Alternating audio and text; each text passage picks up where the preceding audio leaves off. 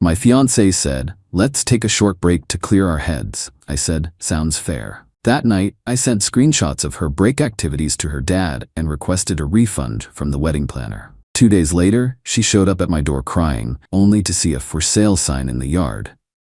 I should have seen it coming. The signs were there. Mysterious text messages that made her smile, suddenly going out with the girls more often, guarding her phone like it contained nuclear launch codes. Classic stuff, really. But when you're in love, planning a wedding and building a life with someone, you tend to explain away these things. She's just stressed about wedding plans. She's entitled to her privacy. I'm being paranoid. Until you can't ignore it anymore. Katie and I had been together for 3 years, engaged for 6 months. We met through mutual friends at a backyard barbecue, and it was one of those rare instant connections. She was smart, funny, beautiful. The whole package. We moved in together after a year, bought a house 6 months after that, and got engaged on our 2nd anniversary. The house was technically mine. I'd put down the entire down payment from an inheritance I received when my grandparents passed, but Katie helped with the mortgage payments and utilities. We'd planned to add her to the deed after we got married, just 3 months away. Our wedding plans were coming along nicely. We'd booked a venue, hired a well-known local wedding planner, and put deposits down on most services. All told, we'd already spent about $15,000 with another $10,000 to go. Most of that came from my savings, though Katie had contributed about $5,000. Everything seemed perfect until about 2 weeks ago. We were having dinner at home when Katie put down her fork and looked at me with an expression I couldn't quite read. "Ben, I've been thinking," she said, her voice oddly calm. "Maybe we need to take a short break." I nearly choked on my chicken parmesan. "A break? What do you mean?" "Just a little time apart to clear our heads before the wedding. Make sure we're making the right decision," she explained, as if suggesting we try a new restaurant. "Is something wrong? Are you having doubts?"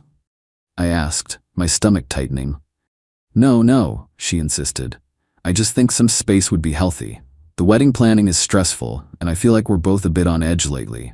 I hadn't felt on edge at all, but I nodded slowly, trying to process what was happening. "How long of a break are we talking about?" I asked. "Just a week or 2. I can stay at my sister's place." "And what exactly happens during this break? Are we still exclusive, or?" She hesitated, just a fraction of a second, but long enough. "Of course we're exclusive, Ben. This isn't about seeing other people. It's about getting perspective." I didn't believe her, not fully, but I also didn't want to come across as controlling or insecure. So I swallowed my doubts and said, "Sounds fair, if you think that's what you need." Katie looked relieved, almost suspiciously so. She hugged me, promised we'd be stronger for it, and went upstairs to pack a bag. She was gone within the hour, leaving me alone in our house with a sinking feeling in my gut. I'm not proud of what I did next, but I'm not sorry either. After a restless night, I decided to check our shared iPad. Katie often used it to browse wedding stuff, and it was synced to her iCloud account. I'd never snooped before, never felt the need to, but something about this sudden break didn't sit right. It took less than 5 minutes to confirm my worst suspicions. There in her messages was a conversation with someone saved as Jay Work, except Jay wasn't a coworker. Jay was Jake, her ex-boyfriend from college who had recently moved back to town. The messages went back 2 months and left nothing to the imagination. "Can't wait to feel your hands on me again. Last night was amazing. Once this wedding is called off, we can finally be together." My hands shook as I scrolled through message after message, each one driving the knife deeper. There were photos too, intimate ones, exchanged both ways. The most recent message was from yesterday. "He bought the break idea, told you it would work." I felt sick, but also strangely calm. The uncertainty was gone. Now I knew exactly where we stood. I took screenshots of everything incriminating, the messages, the photos, the plans they'd made. Then I sat down and made my own plan. First, I called our wedding planner and explained the situation. She was sympathetic and agreed to help me through the cancellation process. Since I was listed as the primary contact on most of the vendor contracts and had made the majority of the payments from my personal account, I had the authority to initiate cancellations. For the few vendors where Katie was the primary contact, the wedding planner offered to reach out to her directly if needed. But most were understanding of the circumstances. The planner estimated we'd get back about $8,000 of the $15,000 we'd spent, though some deposits were non-refundable. Next, I called my bank and discussed the situation with a personal banker. Since I was the primary account holder on our joint checking account, I had the option to remove Katie as an authorized user. The banker advised me on the proper way to handle this separation of finances, and I followed their guidance, transferring Katie's exact contribution, $5,000, to a separate account I set up to give back to her. Everything was done by the book, following the account agreement we'd both signed. Then I contacted a real estate agent. The housing market in our area was hot, and he assured me we could list the house immediately. He explained that while we might receive offers quickly, the closing process would still take the standard 30 to 45 days, which gave me plenty of time to find a new place and plan my move. Finally, I did something that might seem petty, but felt necessary. I sent screenshots of Katie's conversations with Jake to her father. This requires some explanation. Katie's dad, Richard, had always been good to me. He was old-fashioned, believed strongly in honesty and commitment, and had welcomed me into their family with open arms. He'd also contributed $10,000 toward our wedding costs, money I knew Katie and Jake were planning to use for a trip to Hawaii after our wedding was called off. Yes, they'd discussed this in their messages. Richard deserved to know what his daughter was doing and what his money was funding. I didn't send the explicit photos, just the messages about their affair and their plans regarding the wedding. All of this took about 6 hours. By evening, my plan was in motion. The real estate agent had rushed over, taken photos of the house, and placed a for sale sign in the front yard. The wedding planner had started the refund process. Richard had read my message but hadn't responded. Then I turned off my phone, poured myself a bourbon, and waited. 2 days passed. I took time off work, citing a family emergency, and focused on packing up my belongings.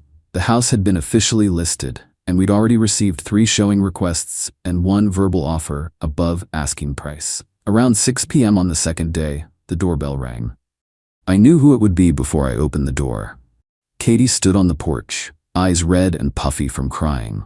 She looked past me at the boxes stacked in the hallway, then at the for sale sign prominently displayed in the front yard. "What the hell is going on?" she demanded, her voice breaking. "I think you know," I replied calmly. "The break is working great for me too. I'm getting perspective on what I really want in life, and it isn't someone who cheats with her ex." Her face paled. "You went through my phone?" "iPad actually. You left it logged in. Careless. Those messages aren't what you think." "Please don't," I interrupted. "I read everything, Katie. You and Jake. The plans to call off the wedding after taking my money and your dad's. It's all there." She switched tactics, tears flowing freely now. "I made a mistake, Ben. A terrible mistake. But we can work through this. I love you, not him." "That's not what you told him 2 days ago, or the day before that, or when you were in his bed instead of ours." "My dad called me," she said, her voice small. "He's furious. He said I'm just like my mother." Her parents had divorced years ago after her mother's affair. The irony wasn't lost on me. "I didn't send anything that wasn't true," I said. "You had no right. Your dad gave us $10,000 for a wedding you were planning to cancel." He deserved to know. She looked around desperately, seeming to fully process the for sale sign for the first time. "You're selling our house? You can't do that without me." "It's not our house, Katie. My name is the only one on the deed. Remember? We were going to add yours after the wedding." Her face crumpled as reality set in. "Where am I supposed to go? Jake kicked me out of his place when he realized I was serious about the break, and I couldn't stay with my sister like I told you because she's out of town. I've been hotel hopping for the past 2 days." "Jake's place seems like the obvious choice. You've certainly spent enough time there already." He broke things off when everything came out. She admitted, looking at the ground. Said it was too complicated now. Of course he did. Classic Jake, from what I'd heard about him. "That sounds like a you problem," I said, surprising myself with my coldness. But after reading those messages, seeing how they had laughed about deceiving me, I couldn't find much sympathy. "Can I at least come in and get my things?" she asked. "I've packed most of your stuff," I told her. "It's in boxes in the garage, and there's an envelope with a check for your $5,000 contribution to the wedding. The rest is being refunded." "You're really doing this? Throwing away 3 years over one mistake?" "It wasn't one mistake, Katie. It was dozens of decisions, day after day, to lie to me, to plan a future with me while sleeping with someone else, to strategize how to take my money before leaving." She had no response to that. "I'll help you load your boxes into your car," I offered. Not out of kindness, but because I wanted this over with. It took 4 trips to get everything into her small sedan. We worked in silence, the weight of what had happened hanging between us. As she prepared to leave, she tried one last time. "I really did love you, Ben." I looked at her, this woman I'd planned to spend my life with, and felt nothing but a dull ache. "No, you didn't. But that's okay. I'll find someone who does." She drove away in tears, and I went back inside to my half-empty house. The next few weeks were a blur.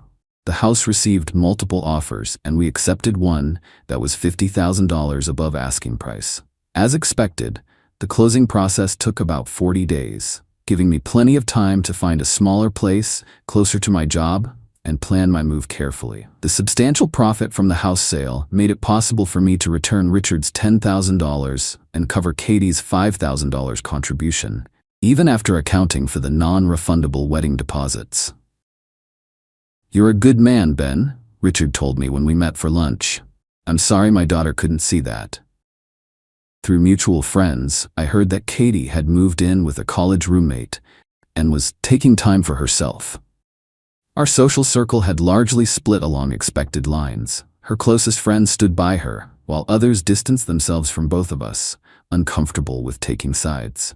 A few friends I'd known before Katie reached out to offer support, which meant more than I expected. As for me, I'm doing okay. Not great, not terrible, just okay. Some days I miss the life I thought I had, the future I'd planned. Other days I feel grateful for escaping a marriage that would have been built on lies.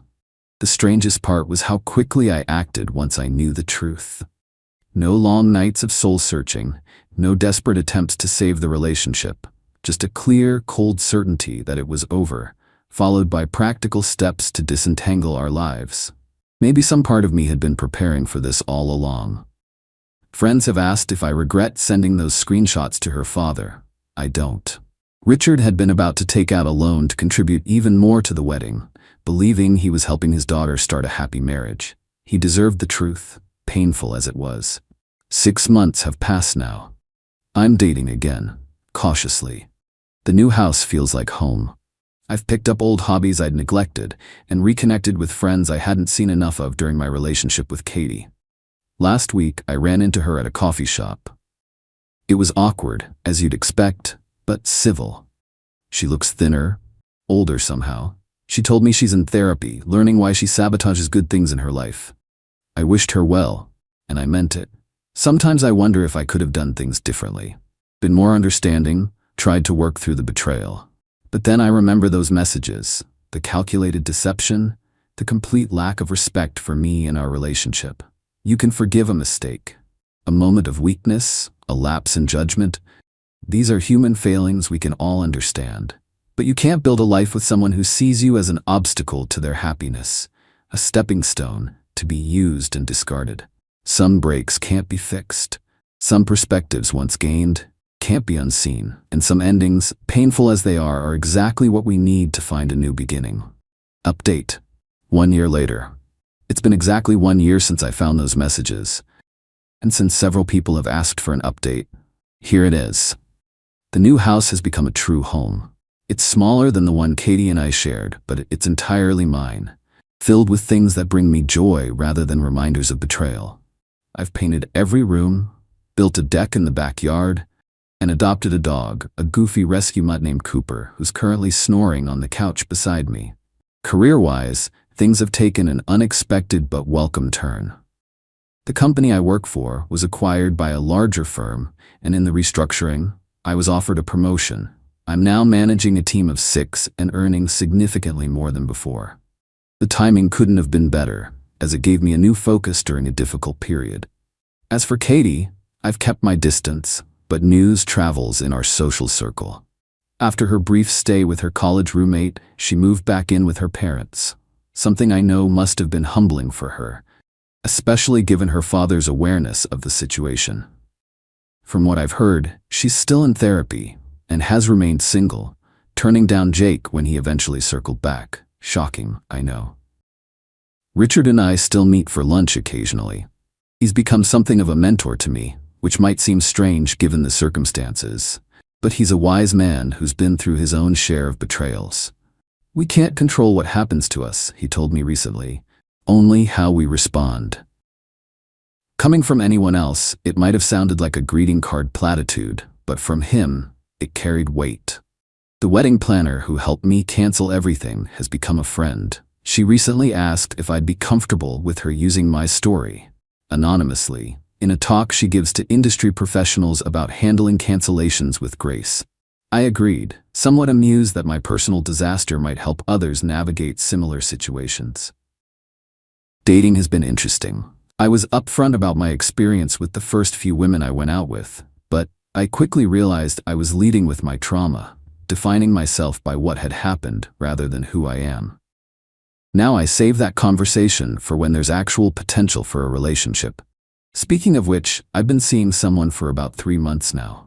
Ellie is nothing like Katie. She's straightforward, genuine, and remarkably secure in herself. She knows my history, but doesn't treat me like I'm damaged goods. We're taking things slowly, both of us cautious for our own reasons. The most unexpected development came last month when I received a letter from Katie. Not an email or text, an actual handwritten letter. She apologized, not with excuses or pleas for reconciliation, but with a simple acknowledgement of the pain she'd caused and the lessons she'd learned. I didn't understand then what real love looks like. She wrote, "I think maybe I'm beginning to now." I didn't respond, not out of spite, but because there was nothing more to say. Her apology was for her healing, not mine, and that's okay. Looking back on that day, finding the messages, making my plan, setting the consequences in motion, I still believe I did the right thing. Not perfectly perhaps, but rightly. There's power in refusing to be a victim of someone else's choices, in taking control of your own story. The for sale sign that greeted Katie that day represented more than just the sale of a house. It was a declaration that I valued myself enough to walk away from someone who didn't value me. That's a lesson worth learning, however painful the teaching. 1 year later, I can honestly say I'm grateful. Not for the betrayal, but for the clarity it brought. Sometimes the worst moments of our lives lead us exactly where we need to go.